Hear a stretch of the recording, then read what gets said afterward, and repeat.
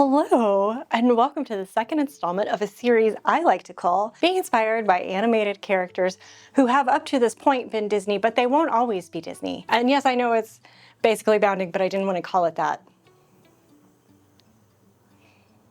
I'm still working on the title.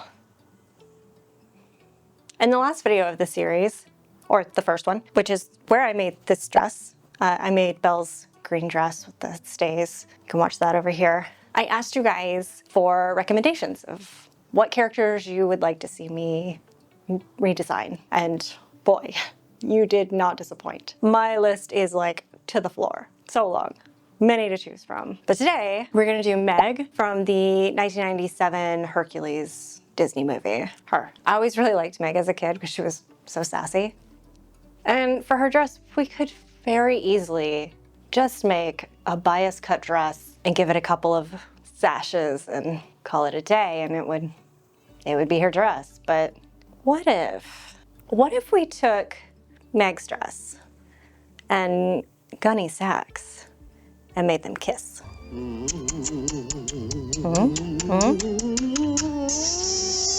I'm pretty sure most of my audience knows who Gunne Sax is, but in case you don't, Gunne Sax is a clothing label owned by Jessica McClintock, who was also the lead designer for Gunne Sax for many years.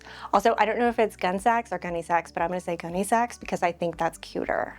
Today, she's best known for her 70s designs, which, from her website, focus on calico prints and long, flowy prairie-style dresses. With a more Edwardian and Renaissance look to the collection, muslin and lace were design tools. These dresses are so iconic that ModCloth is currently doing a collaboration with Gunne Sax and putting out an inspired line. These are from the ModCloth collection. Gunne Sax was one of the leading brands in prom and wedding dresses, formal wear, like for decades. Okay, so now that we know what Gunne Sax is and kind of where the inspiration of this dress is coming from, let's look at the design that I have for Meg. We have the classic elements of the Gunne Sax, right? We have this patterned print with flowers. We have the trim with the lace and the lace-up bodice with the empire waistline, long flowing dress with the ruffle at the bottom. The only element in here that's not Gunne Sax and that I have never seen in a Gunne Sax dress is this dropped waistline, which is kind of crucial for a Meg dress. You know, like if we left out that dropped waistline, I think any semblance of it being a Meg reference is just lost. So we have to have both the underbust waistline and the dropped waistline. And I have never really liked a dropped waistline. I don't know, maybe it's like PTSD from being a teenager in the early 2000s. Having the like low-rise pants and skirts and everything, and it's just like, even if it's attached to a dress, I still just like, please no. Slightly reluctant about it, but I am curious if this type of dropped waist will look good on me because it is a very popular design choice for a lot of like 50s era and a lot of Katie Keene dresses, which if you're new here, I do a lot of Katie Keene recreations. She's wild. I have a quick reel where you can just kind of get an update on who she is that you can check out like over here. We're gonna go ahead and do the dropped waist. For materials, starting off, we got this purple pattern. We got some flowery print in here. When I saw it online, I was like, yes, that's perfect. And then I got it in, and now I'm like, I don't know. But it's what we have, so we're going with it for trim. I have blouse. Okay, starting out, we have this lilac colored lace. Then I also have this dark velvet trim and this gold bit that is supposed to bring in the gold elements from Meg's dress, those little gold clips that are right here. And then I also have this very thin purple velvet. With these, we are gonna layer them. Can I do this and show you? Let me see. We're gonna layer them like this.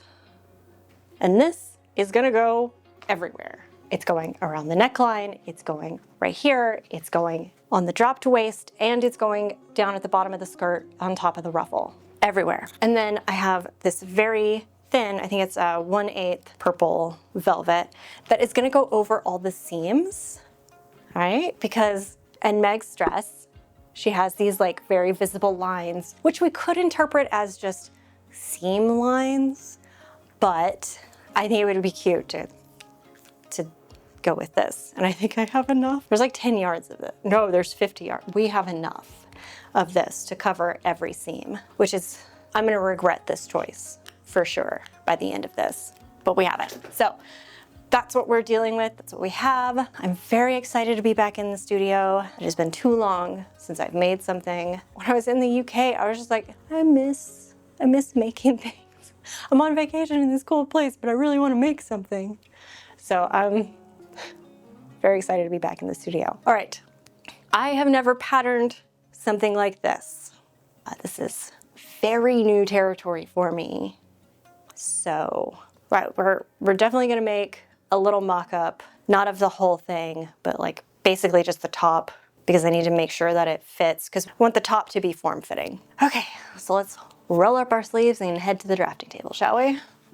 After tracing my block, I start the empire waistline. I find this by measuring on myself how far up my bust starts from my waist, and then just chop off everything below that. I want the neckline to be somewhat deep, so I use my hip ruler to mark that out. Then I want princess seams, so I move the darts around.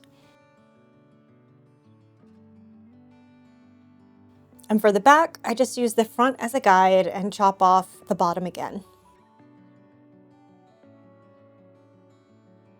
Now for the middle section between the two waistlines. I use the part that I chopped off from the top and connect them to the skirt block, working around the darts to basically give it princess seams too. I make sure to label all the pieces because there are a lot that look very similar. Okay. I'm shocked at how well this worked. The neckline is too high. We need it to come down. And I also forgot that I was doing a center lacing panel right here, so I've just cut the middle piece in half. But I have a line here as the new neckline, so we're gonna cut that off. I do feel like I put on Spanx, but I do think we can go tighter in the top. 1/2 inch on either side to this point. Taper it down to there. Shocked. Let me just quickly make those adjustments and then we'll look at it again. Okay. I did end up going in and just taking a smidge out of the hips, and the only thing left to do is there's this little weird piece right here, so we're just gonna cut that off. There we go. Yes, yes. The straps aren't gonna be ribbons. This is just what I had for fitting. The straps are gonna be separated from the top. Not separated, but like made separately. We're gonna make a tube and then sew it on. Why was that so hard? My goodness. Okay. And then I was kind of, is this too low? Or is it just right? I think it's good. I'm gonna leave it. I'm gonna leave it.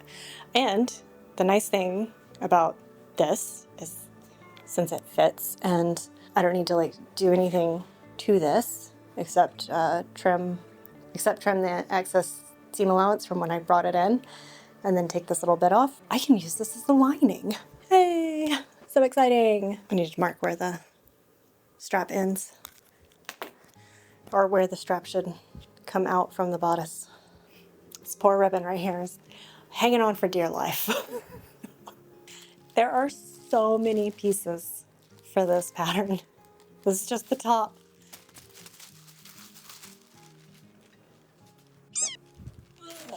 Okay. But now that we got the top, I should pattern the skirt, but I don't want to just yet. You know what? I do have a pattern I can use. I just got to do some shimmying because it's supposed to sit at the waist, and we need it to sit down here below our hip. On our hip, on our hip. I think I might bring the back down by an inch. Yeah, I'm gonna bring the back down by an inch too. Let me fix the pattern and then we can go ahead and cut it out. After cutting each piece, I use a clip to attach the fabric to the pattern piece. I know me, and if I didn't do this, I'd somehow lose the paper pattern and then get the pieces all mixed up and everything would get sewn together wrong, and the whole thing would be ruined. Not to be dramatic. And just to take it a step further, I use a heat erase pen to mark an arrow pointing to the top because I didn't make any kind of registration marks in the pattern, and the pieces can be kind of confusing. Now that I know which way is up, I pin the top portion of the, top together and then do the same thing with the bottom half. Now it's time to sew. After the pieces are together, we need to clip into the curve and press the seams open and attach the top half of the top, again, to the bottom half of the top. Time for the trim. First, I use the 1/8 velvet to cover the seams. This was way trickier than I expected. The presser foot would smush the velvet and then the velvet would want to shift around. It really did not want to sit still for me. I did figure out a trick eventually, but not till later. Okay, look how cute this is. I like the gold and the strap. I think it's cute. And it brings in that pop of gold that she has right here. But sewing this very delicate gold trim onto velvet is hard. It's pretty hard. And also, I don't have enough of it to do the whole dress. So I'm gonna do the top because I already have the sleeves done. And I'm gonna do it around the neckline and that's it. The rest of the trim I'm gonna do without the gold. And I think that'll look good. I think it'll still look really good. Boogalicious right now, but I need to put the lining in, but I can't put the lining in until I had the straps, so I had to measure the straps out. Anyways, but like, look at the little line. It's so cute. But now that we have the straps on, or now that we know where the straps go, we can put the lining on. Let's do that. Okay, so I have the lining pinned to the fabric. And then I also have these little caterpillars that I've made, which are gonna be the lacing, loops to go here. But they're really thick and they're kind of hard to pin on. So I guess I'm just gonna kind of shimmy them in as I'm sewing down. So I have my marks on this side where I'm gonna put them. Hopefully this works. Let's see. Ta-da! It's a little messy and not exactly even, but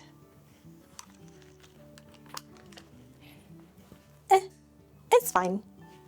So now that we have the lining on, it is time to do all the trim. There's a lot of it. But right now we just need to put the trim on around the neckline and then under the underbust trim too. Let's go. Like I said before, sewing the gold to the velvet trim was really hard, but I figured out a trick. At some point, I accidentally pulled it above the presser foot, and this was a game changer. The velvet is a shifty fellow to work with, but with the gold being above the presser foot, I had way more control over it. Look, isn't it so cute?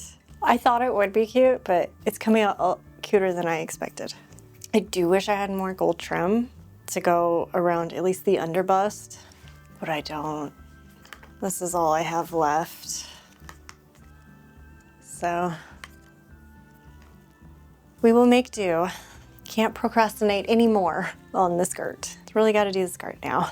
So I'm going to use my 8-panel gore skirt that I made for Belle.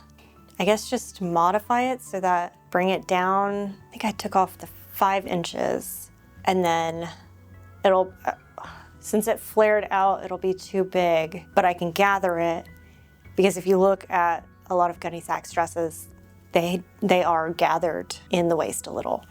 So I think that'll work out. And then I need it to hit like mid shin, so that way we can add a ruffle below that. We got a plan. Let's get the pattern out.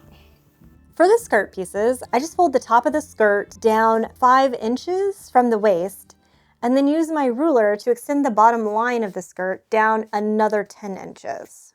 After some ruffle math and a blade change, I cut what's left of my fabric into 7-inch wide strips. I actually ruffle math wrong and thought I had more than what I needed for a 2 times large ruffle, but it only ends up being maybe 1.5 times. Oops. After sewing the skirt together, it's time to cover the seams with the velvet again. I use the same trick for this as I did with the gold and pull the velvet above the presser foot, and this makes it go a lot quicker. I think there's a specific foot that does this automatically, but I couldn't be bothered to look it up. After adding some gathering stitches to the waist of the skirt, I attach it to the top and gather it to fit. Now for more trim, which is the catchphrase for this video. Pin them in place and use my walking foot to sew them down. Okay. We're at one of those trust the process impasses because the strapped waist with this little bit of a gathered skirt is really giving me flashbacks to when I was a kid in the 80s. Like, I think I had this dress. Ooh. I got a zipper in it. It is very messy. Don't look too close at it. But now I gotta put the ruffle on the bottom. I have a piece pinned here. I tried it on to make sure this was the right length, and it is. Now I just need to take all these ruffles and sew them together and then sew it to the bottom of the dress. I think it's gonna have to wait till tomorrow. I really thought I could finish this today, but these ruffles are gonna take forever. I just know it. And then we still gotta add the trim to the bottom and hem all the ruffles. This is a lot of fabric right here. I think to save time, I'm gonna sew these together with this serger. You can't stop me. I'm gonna do it. And also, I'm close to being out of purple thread, and I wanna save the purple thread for the top stitching I need to do through the velvet of the trim. Oh, you know what would be cute? To add the purple trim to the bottom on the hem too. This lacy part. I'm gonna do that. That's cute. Okay, great. So I just gave myself something else to do. Good, good. Good job. Also, it's getting really hot in the office, and I think the AC might be going out, which is not good because it's like 100 degrees here. Nasty. I miss Scotland.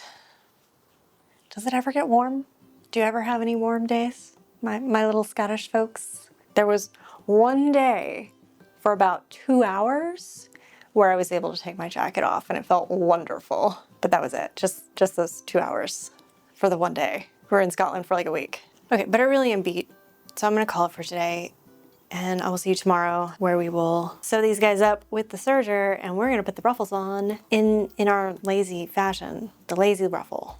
Because I cannot be bothered to run a gathering stitch through this whole thing. Not doing it. See you tomorrow. It's ruffle time. I'm not pinning anything. I'm simply putting them together and then running them through the serger. After the ruffle is a giant circle, I run the bottom through the serger too. I'll get to the top later. Now time for trim. I start out pinning the lace down, got 2 pins in, and realized this is dumb. Let's just sew it down. The bolt of lace was a little bit cumbersome, so I used my mic stand to hold it in place. So I was able to just sew continuously without having to fuss with the lace. I felt pretty clever about this. For the trim, I had to use what was left of my purple spool of thread. It was pretty dicey on if this was going to make it or not, but I'll play chicken. I'm not scared. I won this round, but we aren't done with the trim yet, so we probably should have saved the victory dance for later. Now for some lazy gathers. First, divide the ruffle into 16 equal parts. I mark it with a pen and then also with a pin, like P-E-N and then P-I-N. The pin, the P-I-N is for visibility, and the pen mark, P-E-N mark, is in case the P-I-N falls out. Wow, there was probably a better way to say that. Do the same thing with the bottom half of the skirt and then attach them at the 16 points. Now, this is the part that's going to feel really wrong, and we're breaking about 74 sewing rules, but shh, don't worry about it. Just take your little fingies and bunch up the fabric as you shove it through the serger. I promise, it's going to be okay. Time for trim. I attached the lace with the black thread because it doesn't matter and it's going to get covered up. For the velvet trim, I used the purple bobbin thread, which is just regular thread, but it's on a bobbin. And then play another round of chicken. And not to brag, but I won again. Okay, with that, she's done. I'm gonna need you to stay up here and not look below my waist because I spilled something on my pants, so. What did I just say? Up here. This is pretty cute.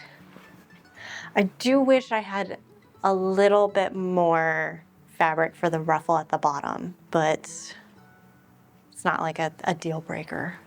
But really quick before we head to the reveal, if you enjoy my content and you're not already, please subscribe. Also like and comment. Thank you.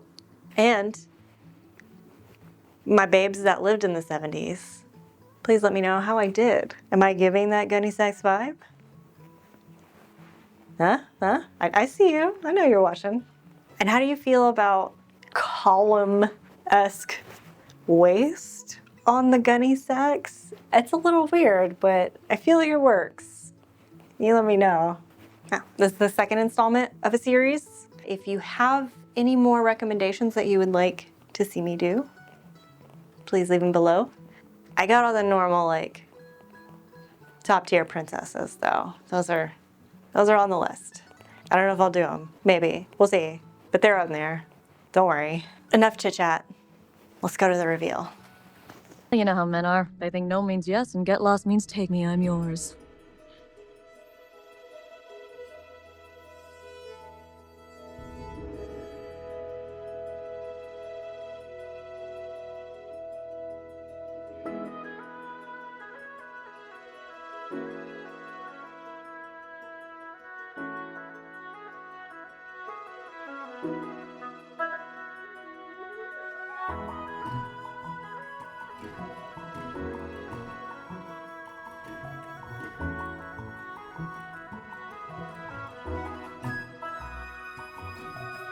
I'll be alright. I'm a big tough girl. I tie my own sandals and everything. Okay. Sorry, that was a weird voice. I like this dress more than I thought I would. My only complaint with it, currently, is that I made the straps too high. And so it's like in my armpit and it is kind of just like brought the whole thing up too high. And it's a little tight around my bust. I didn't think I would like the drop waist. I kind of do, and it really works for Meg. Like, I mean, I did my hair and makeup to look like her, so that really adds to the making it look like her. But I think if I were to just wear this, I don't think you could quite tell it was her, but like maybe. You really gotta be like, I feel like I've seen that dress somewhere. You know?